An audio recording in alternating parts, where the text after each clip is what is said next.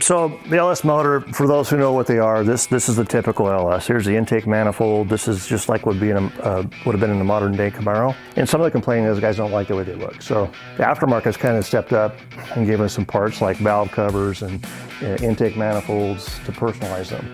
Here's an example of one that is going into a rear air project we're building. It's an LS3. It's got a regular tile intake manifold on it, so we can house what looks like an air cleaner, painted to look like that era car, but it's more personalized. There's several options for valve covers, intakes, headers, again, to make it look like your own engine, not LS3 like out of the Camaro. Just so you also realize, we sell these engines in the speed shop here, and we don't just sell you the engine, we're going to talk to you about what the application might be, which horsepower rating would be appropriate, which transmission, which gearing. We've got tons and tons of experience putting these cars together, and we'd love to share with you what our thoughts are for your project versus maybe buying some things that don't match correctly and don't work correctly. So please give us a call. We would love to have your business. Thank you.